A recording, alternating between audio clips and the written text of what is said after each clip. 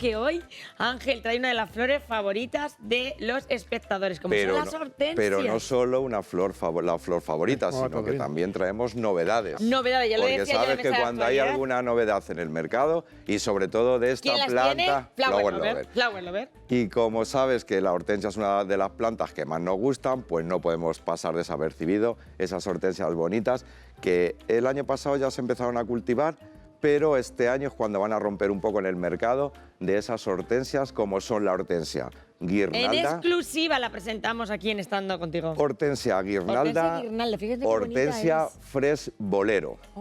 Ahora explicamos las diferencias de la hortensia convencional o la hortensia común con estas hortensias, ¿vale? La característica o una de las características principales de la hortensia guirnalda es que, aparte de florecer, como vemos todas las hortensias en la punta del brote, también lo hacen a partir del segundo año en el par de hojas, ¿vale? Sobre los pares de hojas, a lo largo de la rama, van floreciendo. Y al siguiente año florecen en las yemas laterales de los brotes, con lo cual tenemos ese efecto de todas las ramas haciendo ese efecto de semicolgante como una guirnalda, con lo cual florecen mucho más, son más abundantes que la hortensia común. ¿Qué debemos de hacer con la hortensia, aparte de los cuidados que ahora explicaremos, como todas las hortensias? Pues no debemos podarla, porque normalmente la guirnalda alcanza una altura de 1 metro aproximadamente y los años posteriores ramifica lateralmente, con lo cual en esas ramas que vamos a dejar son las que vamos a llevar flores al año siguiente, con lo cual no podamos. Si debemos podar en algún momento porque nuestra hortensia se pone demasiado grande, lo vamos a hacer justo después de la floración, antes, muy importante quedarnos con esto, antes del mes de agosto, para que le dé tiempo a formar nuevos brotes para el año siguiente. Con lo cual, tenemos un espacio donde queramos realzar en una maceta alta o en un cesto colgante una hortensia, pues la tenemos, hortensia guirnalda, o hortensia también muy bonita, fresh bolero. A la hora de ubicaciones, como la hortensia tradicional. Hay que decir que esta variedad de hortensia guirnalda se obtiene de una hortensia silvestre, que es el híbrido entre Hydrangea macrófila, que es la Hydrangea común, con Hydrangea scander, que es una especie silvestre. ¿Eso significa que va a tener unas características más adaptables? Eso es lo que significa es que nos va a producir gran cantidad de flores con otro efecto distinto a las hortensias, que nos hace ese porte colgante, que las otras hortensias no nos lo hacen, y sobre todo muy florida, porque en cuanto a cuidados, destacamos los cuidados básicos, que son espacios sombreados. Una hortensia no puede estar al sol. No, espacios sombreados, donde estén bien hidratadas. Bien hidratadas no quiere decir encharcadas, pero sobre todo bien hidratadas, recordando que Hydrangea significa bebedora de agua, con lo cual nos indica que necesitan estar bien hidratadas en sitios frescos. Importante, y utilizar sustratos para plantas ácidas. ¿Cómo conseguimos mantener los colores blancos y el color azul? Aplicándole el azulador de hortensias. En el caso del color rosa no es necesario aplicar sulfato de aluminio, porque el color nos lo marca el pH del suelo. Claro, ¿en qué momento conseguimos ese color? Pues el color, siempre cuando veamos, decimos que cuando empieza nuestra hortensia a brotar y vemos cómo aparecen los primeros puntitos de los brotes de las flores, empezamos a aplicar el azulador de hortensias para que luego bajemos el pH y tenga ese pH correcto para poder hacer esos colores, el blanco y el azul. Hay que recordar que el color rosa nos marca con pH más alcalinos, con lo cual el color más común es el rosa. El teléfono ya saben que está abierto para que ustedes pregunten sus dudas. Yo siempre he escuchado, fíjate tú, que la hortensia es la flor de las viudas. Sí, ya lo hemos comentado otras veces, pero no sé si será o no, pero lo que sí que te digo es que es una planta súper apreciada. Pero que es curioso, ¿por qué será? Además, ahora es una planta muy demandada para el Día de la Madre, con lo cual también presentamos hortensias nuevas. Mi ramo de novia fue de hortensias, de botones de hortensia. Además, mira, aparte de las colecciones que hemos presentado, ya hablamos en su día de Hydrangea Magical, que cambia de colores. También trajimos una variedad que es la Rembrandt, que también cambia de colores, como una paleta como el pintor. Pero hoy destacamos la hortensia guirnalda, esas flores blancas, puras, grandes, miren qué bonita es, que hace un efecto, mira, para que se vea mejor el efecto que nos hace, mira, ramas más arqueadas, Claro, con con lo ese cual nos efecto hace guirnalda. ese porte más de guirnalda. bonito es. Una hortensia muy bonita para darle ese toque a esos espacios sombreados y crear ese hechizo Podemos floral. tenerlas también de otros colores, ¿no? Si queremos, Sí, hemos dicho azul, en azul, y rosa. en rosa. Sobre todo, hacer ese hechizo floral Me con encanta. la hortensia guirnalda. Bueno, pues lo primero que tenemos, ahora seguimos hablando de hortensias, es una foto de WhatsApp. Vamos a verla ahora mismo, a ver qué nos pregunta nuestra espectadora María. Dice que tiene esta planta con las hojas así, que ¿qué le puede pasar? Vale, ahí tenemos un calanchoe, una variedad de calanchoe. Calanchoe no requiere de excesos de riego. Siempre nos vamos a decantar por dejar de secar el sustrato completamente entre riegos, con lo cual riego moderado y aplicarle algo de abono para recuperar esas hojas dañadas. Desde Alcaraz nos llega la pregunta de Paula. Paula tiene un bonsái y lo tiene en el interior. Entonces ella se pregunta cada cuánto tengo que regarlo porque las hojas se le ponen negras. Vale, a la pregunta que me haces de cada cuánto tiempo tenemos que regar una planta es tan sumamente relativo que no nos podemos adentrar en decir 2, 4, 6. Sí que podemos valorar, como bien decimos, o bien con el dedo o bien con un palito, valorar cómo se encuentra nuestro sustrato. Pero sí que debemos de decir que el bonsái es una planta dedicada y exigente en cuanto a ese riego, puesto que tiene un tamaño muy pequeñito de maceta en el cual no retiene tanta humedad, con lo cual los riegos deben ser más regulares.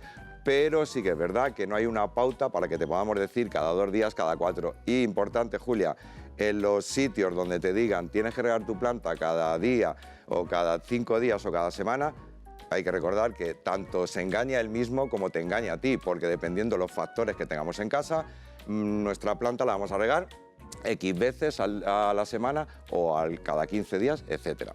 Una foto de WhatsApp ahora mismo que nos envía Paula. Dice que tiene esta planta y que no sabe lo que le pasa. Dice, yo creo que son hongos. Ya vale, nuestros pues ahí, espectadores claro que sí. aventuran. Le vamos a decir a Paula que efectivamente tenemos esas lesiones, esas manchas necrosadas, tejido muerto, provocadas por enfermedades fúngicas. Hay que recordar que la mostera es una planta que en su hábitat natural requiere de alto grado de humedad ambiental, pero no está acostumbrada a tener encharcamientos en la raíz, con lo cual cuando provocamos esos encharcamientos en la raíz aparecen las temidas enfermedades fúngicas. ¿Qué debemos de hacer? Pues dejar de regar en exceso y aplicar un fungicida, en este caso un fungicida polivalente, y aplicar esos 3 tratamientos que siempre decimos para valorar después cómo aparecen las nuevas hojas de las nuevas brotaciones. De Navarmosa, allí de tu zona, nos llama María Andrés. Ella tiene una palmera y dice que tiene la sensación de que está pegajosa. Vale, dependiendo qué palmera tengamos, porque si vemos, si es la palmera de exterior, que si nos puede indicar qué palmera exactamente es para salir del problema, mejor. Al final, el picudo rojo lo que hace también, aparte de secarnos las palmeras, lógicamente, también hace que nuestra palmera exude mucha resina, con lo cual, si vemos exudaciones, podemos tener ataque de picudo rojo. En el caso de que sea alguna palmera de interior, por ejemplo, nos decantaríamos más por cochinilla, que eso pegajoso, hay que recordar que es el excremento de dicha plaga. Un WhatsApp que nos envía Rocío desde Villaluenga, en Toledo. Dice que le gustaría saber cómo cuidar esta planta que le han regalado. Pues ahí, vamos a ponerla en espacios de semisombra, riegos regulares, sobre todo riegos muy regulares, sin encharcar. Vemos cómo tiene un platito puesto en la base, el cual siempre decimos que el platito es un caldo de cultivo. Además, en la época que vamos a entrar de aquí en adelante, corremos más riegos con esas enfermedades fúngicas, con lo cual esas malas prácticas, si las corregimos, evitamos que posteriormente tengamos problemas de enfermedades, de hongos en nuestras plantas. Ángel nos llama desde Villacañas y dice que sus rosales tienen las hojas blanquecinas. Vale, ahí es muy común que en nuestros rosales aparezca ese tan temido polvillo blanco que es el oidio.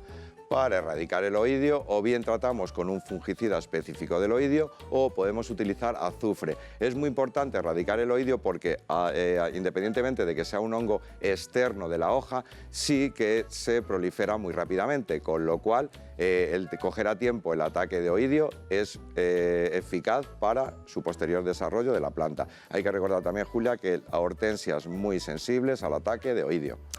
O foto de WhatsApp que nos envía Marga desde Caudete.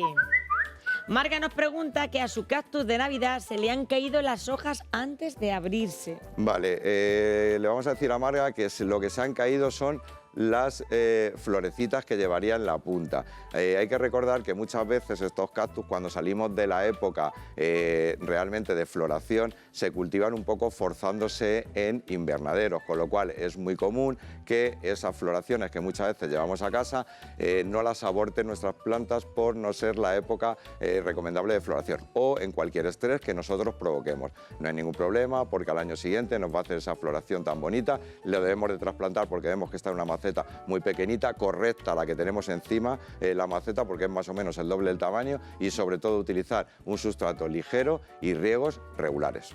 Gema, desde Los Llévenes, nos pregunta si los pensamientos pueden durar de un año para otro. Pueden durar perfectísimamente, de hecho se nos ponen feos, nos ocurre igual con la petunia de un año para otro, estéticamente no los dejamos en el jardín porque sí que es verdad que pierden ese valor ornamental, pero realmente no llegan a morir. Sí que es verdad que cuando empiecen a subir las altas temperaturas veremos cómo nuestro pensamiento se nos espiga, se nos pone más alto y se nos afea. Las violas, que es la de flor más pequeñita, sí que en sombrita nos aguanta algo más que el pensamiento, pero efectivamente pueden durar de un año para otro, perdiendo la estética. María de Ciudad Real nos envía esta foto y dice que tiene un granado lleno de pulgas. ¿Qué puede hacer? Vale, ahí tenemos una planta infectada de pulgones, con lo cual cuando llegamos a ese estado es que vemos una dejadez, debemos de tratar inmediatamente para quitar toda esa plaga. ¿Cómo lo hacemos? Pues muy fácil, Julia. Si queremos hacerlo más ecológico, podemos hacerlo con jabón potásico, que lo vamos a quitar muy bien, y si no, en ingestas grandes como tenemos ahí, al final vamos a recurrir a un insecticida, sobre todo que sea específico para erradicar dicha plaga. Claro, nos dice nuestro realizador César, si el pulgón es malo, claro, al final es que se come la planta. El pulgón al final nos debilita la planta, claro. Pero ya hemos hablado otras veces que no solamente que nos debilite la planta, sino que indirectamente también nos hace muchos daños porque actúa como un vector. Eso es, en el cual transmisor. No puede transmitir virus de una planta a otra. Es decir, al final la que está buena se contagia. Ahí está. Alicia de Retoledo nos pregunta que a ella le han regalado una hortensia y dice, ¿la podría trasplantar ahora en una maceta más grande o me espero? Siempre que veamos la planta en el estado que esté, evitaremos siempre el trasplantar cuando veamos una floración plena. ¿Por qué? Porque muchas veces en el trasplante, en el caso de las hortensias, que solamente tienen una floración abundante, podemos correr algún desequilibrio en el riego y que nuestra floración tan bonita se nos deteriore. Y aparte, la fuerza que emplea la flor cuando la trasplantamos lo tiene que llevar a la raíz, con lo cual vamos a perder algo de vigor en la planta si lo hacemos con floración. Pili nos manda esta foto de WhatsApp y nos pregunta que si, ella dice que a su planta se le ponen las hojas amarillas, siempre. Vale, pues ahí, primer síntoma que tenemos que valorar. Si no dejamos de secar el sustrato completamente, todo lo que sean alocasias, que son engrosamientos que tenemos de raíces, de bulbos, rizomas, etcétera, al final nos lo manifiestan con hojas amarillas. También nos podemos decantar por la falta de nutrientes. Cuando a nuestra planta le faltan los nutrientes, aparecen en las hojas esas coloraciones amarillas pidiéndonos que le hagamos esos abonados, sobre todo para abonos de planta de flor, en el caso de hojas verdes. Angelito nos llama desde Almagro, en Ciudad Real, Ángel. Resulta que Angelita tiene un cerezo en una maceta. También te hace esa pregunta, ¿lo trasplanta ahora o tú crees que es mejor que se espere? Ya hemos hablado de una época más recomendable a la hora del trasplante de frutales, nosotros. Pero sí que es verdad que en maceta lo podemos hacer durante todo el año prácticamente, simplemente que hay una época más favorable. Si lo hacemos ahora vamos a hacerlo antes de que venga el ascenso de temperaturas, puesto que luego vamos a tener que regar más, y al regar más y tener temperaturas elevadas vamos a correr más riesgo de contraer enfermedades fúngicas, con lo cual si lo hacemos ahora antes de que vengan las temperaturas más elevadas. Esta tarde, sin Ahí falta. Está, claro que sí. No te entretengas.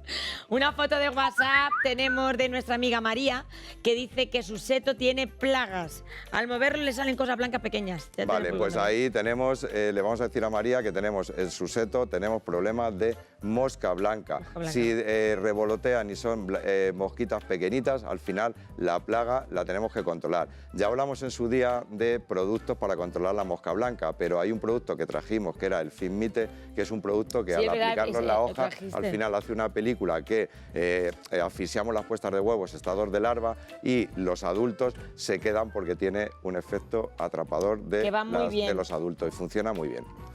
Pues a comprar ese producto, en Flower Love lo tienen. María nos llama desde Añover de Tajo. Ella dice que sus bugambillas no florecen. Las ha tenido tapadas todo el invierno, se ha hecho las cosas bien, pero no le brotan. Vale, pues bugambilla, Julia, al estar tapadas, como vemos, normalmente pues, se produce una defoliación, nos tiran la hoja, con lo cual ahora es el momento de sacarlas al jardín, es el momento de trasplantarlas y de empezar o comenzar a hacer ese plan de abonado, puesto que si queremos ver esas floraciones y esas brotaciones, muchas veces la planta necesita tener los nutrientes necesarios para poderlos hacer, con lo cual, con la ayuda de un poquito de abono y los riegos no muy en exceso, porque la bugambilla tiene raíces sensibles y no soporta los encharcamientos, darle un arreoncito para que nos brote y tengamos esas floraciones espectaculares de bugambilla. Una foto de WhatsApp que nos envía Mamen desde Ciudad Real. Dice que su planta tiene puntos blancos y la hoja mustia. Vale, si vemos puntitos blancos en las hojas, tenemos decoloraciones, tenemos un insecto que nos provoca esas decoloraciones. Cuando tengamos problemas de insectos, siempre tenemos que valorar qué tipo de plaga tenemos para elegir el insecticida correcto. Ya comentamos el otro día que si elegimos insecticida para matar, por ejemplo, cochinillas, no vamos a erradicar un pulgón y al contrario también igual. Con lo cual, siempre valorar qué plaga tenemos in situ para actuar correctamente. Rosario nos llama desde Santa Olalla. Ella tiene un naranjo y las flores del naranjo se le están cayendo. También es muy común en naranjos cuando provocamos algún desequilibrio, bien sea hídrico o incluso por el frío, etcétera. Tenemos que valorar ese plan de abonados para recuperar esas floraciones y ese fruto. Es muy común también en los cítricos jóvenes que nos aborten las flores, los frutos, hasta que realmente se adaptan a nuestro clima bien y hacen esas floraciones tan espectaculares. Pero sean jóvenes o sean más adultos, lo que sí es importante es aplicarle ese plan de abonado específico de cítricos para cubrir esas necesidades de esas plantas que son exigentes porque no es su clima ideal. Pepi nos llama desde Ciudad Real. Ella dice que si puede podar su anturium.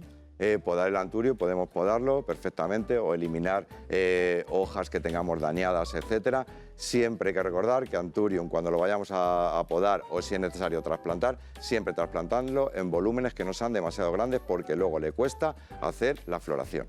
Pepa nos llama desde Toledo.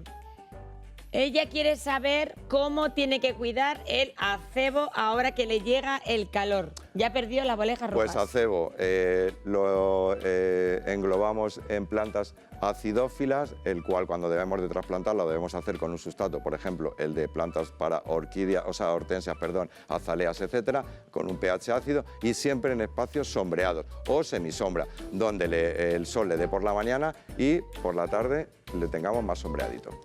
Muy bien, pues Benjamín nos llama desde Nambroca. Él dice que tiene una flor de Pascua y que la tiene tal y cual la compró. ¿Qué hace? ¿La poda, la deja o qué le aconseja? Pues lo primero que tenemos que hacerle es darle la enhorabuena si la tiene perfecta porque es una planta difícil. Segundo, es el momento para trasplantar, siempre recordando de macetas no demasiado grandes. Y la poda hay que esperar un poquito, como bien decimos, para el mes de junio, julio, la Virgen del Carmen, que ahí es cuando le vamos a realizar esa poda. Y ahora escuchen estos consejos.